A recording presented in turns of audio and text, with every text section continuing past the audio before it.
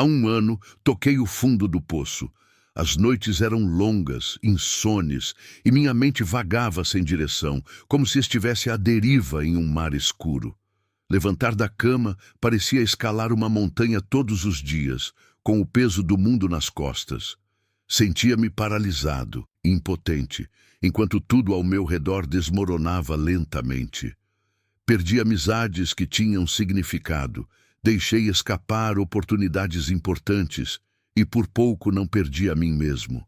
A vida havia perdido o brilho, o sabor, a cor, mas hoje estou aqui.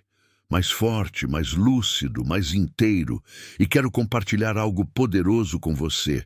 Em apenas 100 dias consegui transformar minha vida, e se eu consegui mesmo vindo do caos, mesmo sem saber por onde começar, você também pode. A mudança não exige perfeição, apenas um primeiro passo com honestidade. Posso te fazer uma pergunta sincera? Como está o seu espaço agora? Está limpo? Uma bagunça total?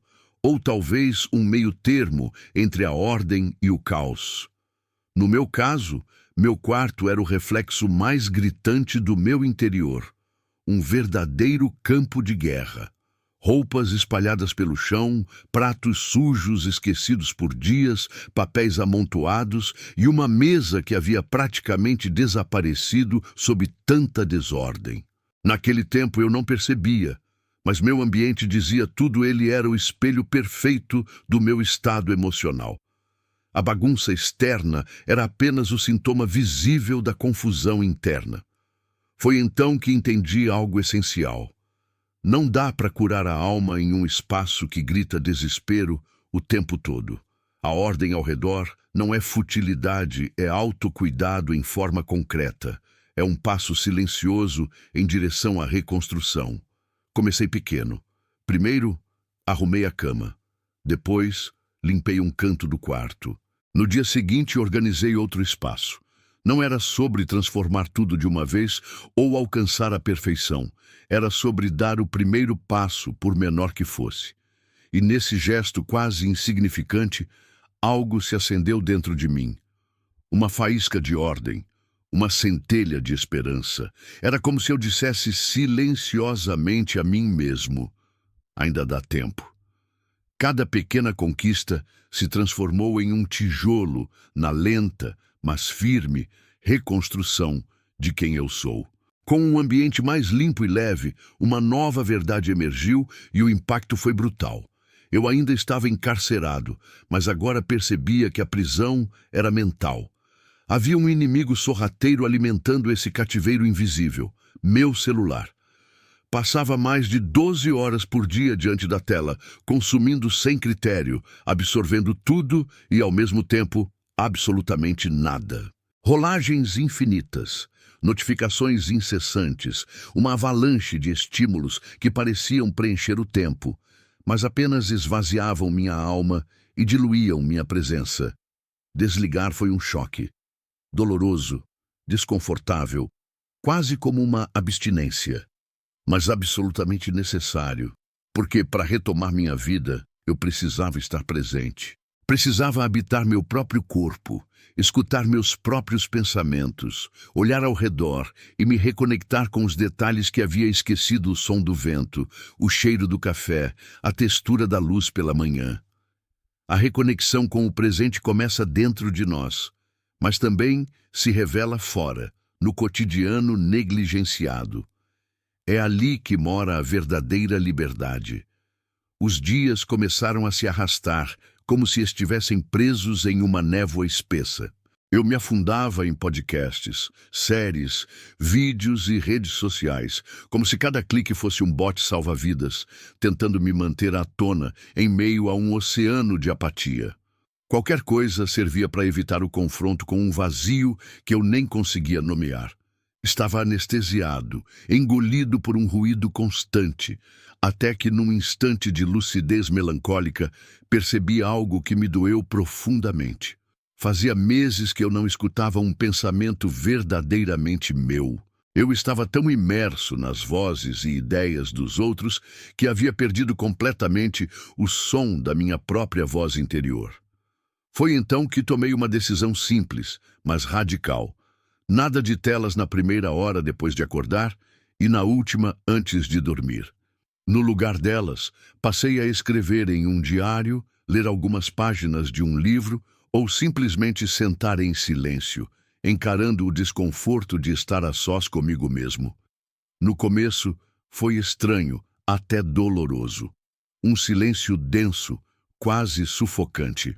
Mas com o tempo, aquele silêncio deixou de ser um inimigo e se transformou em um santuário, um espaço onde minha mente finalmente podia respirar e se ouvir. Ali, no meio do nada, reencontrei pensamentos meus, tímidos no início, mas genuínos.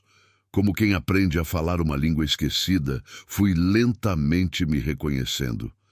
E então, algo inesperado aconteceu. Com menos tempo de tela, eu tinha mais energia, mais presença. Mas aí surgiu a pergunta: o que fazer com isso? No silêncio antes preenchido por notificações, apareceu um espaço novo, quase desconfortável. E foi nesse vazio que o movimento entrou. Eu ainda não estava pronto para a academia, nem perto disso. Correr um quarteirão ainda me deixava sem fôlego, mas eu podia caminhar. Então comecei devagar, 10 minutos por dia. Só eu, meus tênis e o asfalto. E passo a passo fui me reconectando não só comigo, mas com a vida ao redor. Nos primeiros dias tudo parecia em vão. A cada passo eu me perguntava: será que isso está mesmo servindo para alguma coisa?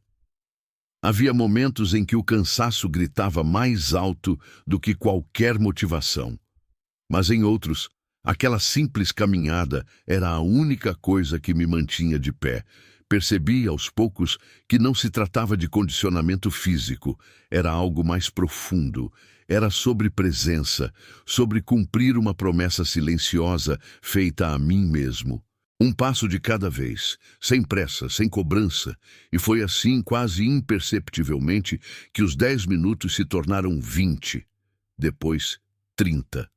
A caminhada virou meu refúgio diário, meu momento sagrado, um espaço só meu, onde não havia expectativas a cumprir, nem olhares para agradar, onde simplesmente bastava estar. E naquele ritmo suave e constante, comecei a me reencontrar, a juntar, passo após passo, pedaços de mim que haviam se perdido na correria dos dias, na pressa de agradar, no ruído do mundo. Estabeleci compromissos simples e inegociáveis que me conectassem à minha essência, beber água com atenção, mover meu corpo com consciência, escrever todos os dias ao menos uma gratidão sincera.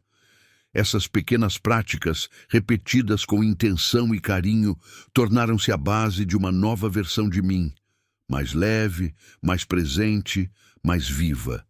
E, acima de tudo, mais fiel ao que realmente importa. Esses gestos, embora pequenos e quase imperceptíveis, começaram a me ancorar de forma surpreendentemente profunda. Eram como sussurros silenciosos de cuidado, lembretes discretos de que eu merecia presença, afeto e dedicação mesmo nos dias em que minha mente insistia em dizer o contrário. Aos poucos, celebrar essas pequenas vitórias foi restaurando minha autoconfiança, passo a passo, como quem acende uma luz em meio à escuridão.